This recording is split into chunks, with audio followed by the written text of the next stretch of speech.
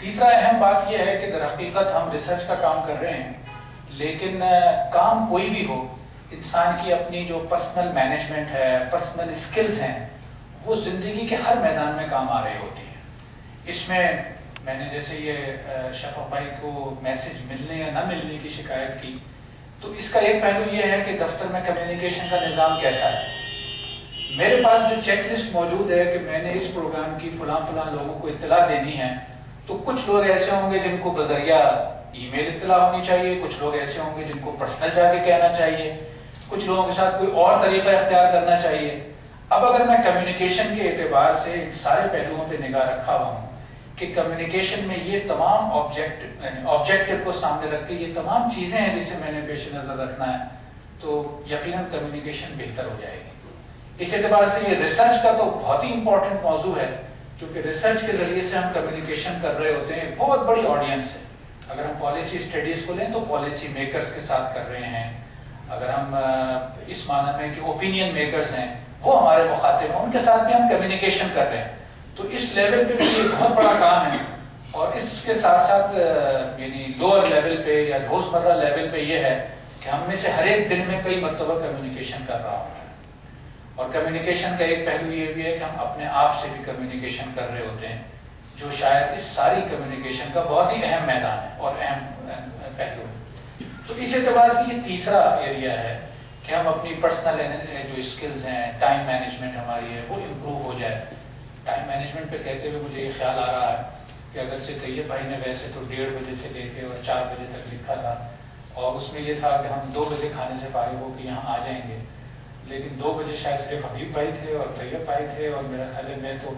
یہ آپ سے یعنی بتا دوں کہ اجازت لے کے جسے گیا تھا کہ میں کوئی 3-4 منٹ بعد آؤں گا۔ تو یہ ٹائم مینجمنٹ دوسرے الفاظ میں ریفلیکٹیو ہے کہ اگر ہم اس چھوٹے سے پروگرام کو، جس میں دفتر سے باہر کے کسی آدمی نے پریکٹیکلی شریک نہیں ہونا، اگرچہ ہم نے ایک آدھ ساتھی کو اور بلایا بھی تھا، تو اگر ہم اس پروگرام میں بھی 2 بجے اسے شروع کرنے کے قابل نہیں ہیں، تو یہ ایک ریفلیکشن ہے ایٹیچیوڈ کی، یہ ایک ریفلیکشن ہے ہماری ایک بحیثیت مجموعی شخصیت کی کہ ہم اس معاملے کو کتنی اہمیت دیتے ہیں۔ اور یہ ریفلیکشن جو ہے یہ پھر یہاں رکی نہیں رہتی، یہ بڑھتی چلی جاتی ہے۔ یہ تو ایک جیسے میں نے کہا ایٹیچیوڈ کا مسئلہ ہے۔ تو اس اعتبار سے یہ تیسرا میدان ہوگا جس میں ہم چاہیں گے کہ یہ پروگرامات آگے بڑھ رہے ہوں، اور یہ ویسے طیب بھائی نے ایک ٹینٹیٹو پروگرام بنایا ہے، اس ٹینٹیٹو پروگرام میں آپ کی یہ جو فیڈ بیک ہے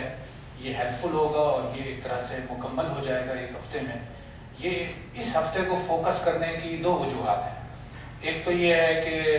ہم اپنے آپ کو پابند کر لیں کہ پورے سال کا جو باقی شعبوں میں ہم نے پروگرام بنایا ہے تو یہ بھی بن گیا،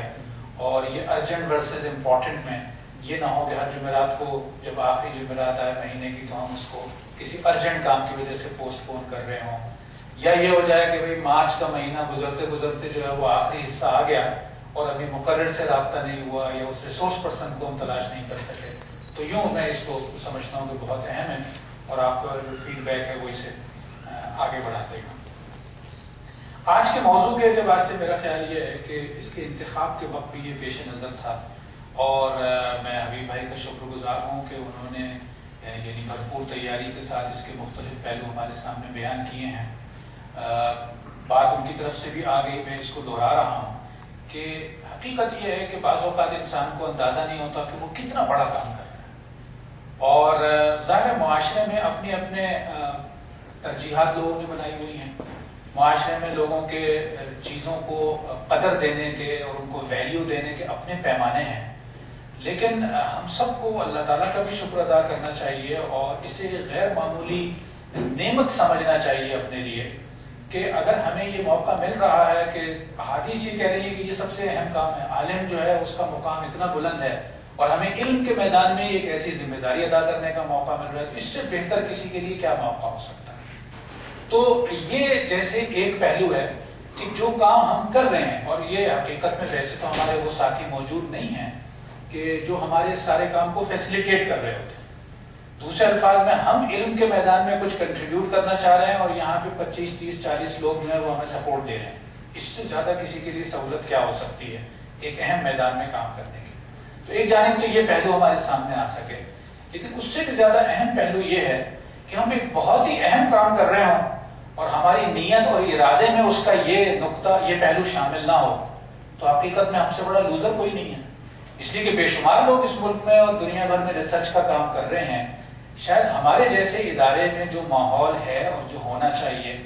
وہ یہ کہ میرے قلم سے نکلا ہوا ایک ایک لفظ جو ہے یہ میرے لیے کہیں اور بھی کام آئے گا. یہ اگر نیت نہیں ہے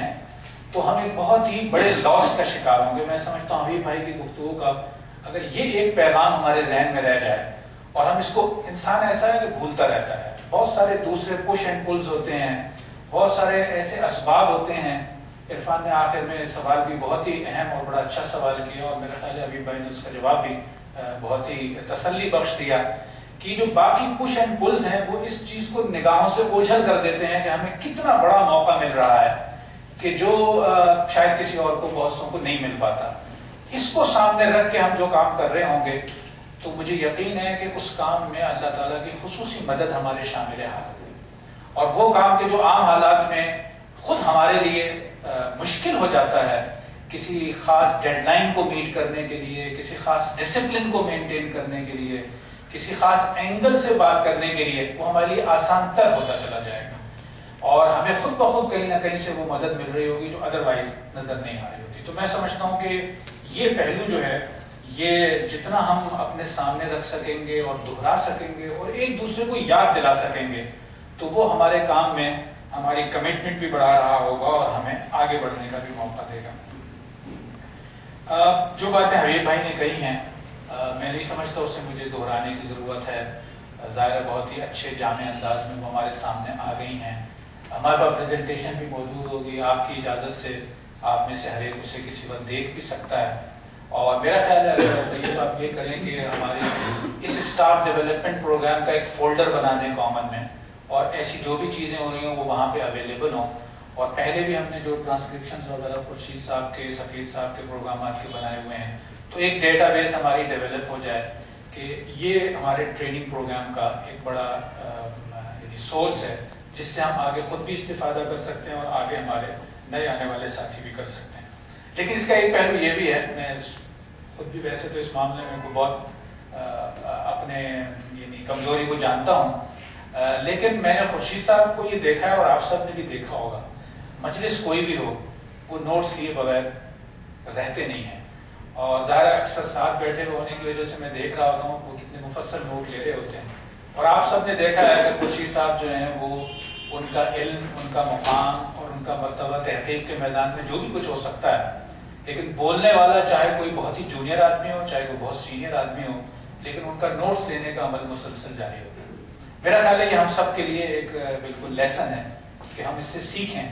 کہ نوٹس لینا جو ہے وہ ظاہر ہے کہ آپ کے تھاٹ کو اور لیکچر کو، ان دونوں کو وہ ملا دیتا ہے، اور اس ملانے کے نتیجے میں جو چیز ہم نوٹ کرتے ہیں وہ ہمارے لیے یاد رکھنا زیادہ آسان ہوتا ہے، زیادہ ممکن ہوتا ہے، اور ہمیشہ اپنا ریفرنس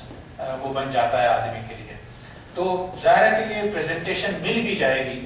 تو یہ تو پروفیسر حبیب الرحمان عاصم صاحب کا تھاٹ ہے جو میں نے سن لیا ہے، لیکن اگر میں نوٹس لے رہا ہوں گا تو اس تھاٹ میں میرا اپنا تھاٹ شامل ہو جائے گا اور یہ پھر ہمیشہ کے لیے یاد رہنے والی چیز ہو جائے گی. اس اعتبار سے ظاہر ہے میں نے جیسے پہلے اس کا اعتراف کیا کہ میں بھی کوئی اپنے آپ کو بہت ہی اس میں آئیڈیل مقام پہ نہیں پاتا، لیکن اگر ہم اس اسٹاف ڈیولپمنٹ پروگرام کی اپنی اپنی ایک نوٹ بک بنا لیں تو شاید ہم ہر دفعہ بیٹھیں گے اور سال کے بعد جو ہے امید ہے کہ یہ ہم سب کے پاس ایک بہت اچھا سورس ہو جائے گا. شفا بھائی نے بڑا اچھا آغاز کیا اور یہ اس پہلو سے آج کی مجلس کا ایک بہت ہی اہم پہلو تھا، اور شفا بھائی سے درخواست بھی ہم نے اسی لیے کی کہ یہ دن ایسے ہیں جس میں سیرت النبی کے حوالے سے بہت سی تقریبات ہو رہی ہوتی ہیں، بلکہ در حقیقت یہ آج کا موضوع حبیب بھائی سے منتخب جب ہم نے کروایا تو اس کا پس منظر بھی یہ تھا کہ ایک مناسبت یہ اس سے بھی ہو جائے گی. لیکن جب شفا بھائی ایک بہت ہی اہم چیز کا منظوم ترجمہ سنا رہے تھے تو مجھے لگا کہ یہ ہم سب لوگوں کا مسئلہ ہے کہ اس منظوم ترجمے کا بھی ترجمہ ہونا چاہیے. اور یعنی ظاہر ہے کہ اس سے وہ پہلو بھی سامنے آتا ہے جس کا حبیب بھائی نے اپنے لیکچر میں اشارہ کیا کہ نبی صلی اللہ علیہ وسلم نے بھی زبانیں سیکھنے کی طرف ترغیب دلائی. حقیقت یہ ہے کہ ایک میدان تو ہمارے لیے یہ ہے ہم سب کے لیے کہ ہم کوئی دوسری زبان سیکھیں، اور آئی پی ایس میں کام کرتے ہوئے ہم اس کی ڈیفیشنسی ہمیشہ محسوس کرتے رہے ہیں کہ ہمارے بیک گراؤنڈ بھی ہے، ہماری اپنی ایک اپروچ بھی ہے، تو بہچیت مجموعے ہماری ٹیم کے لیے انگریزی زبان جو ہے وہ خود ایک بہت بڑا میدان ہے کہ جس کو وہ امپروو کر رہے ہیں۔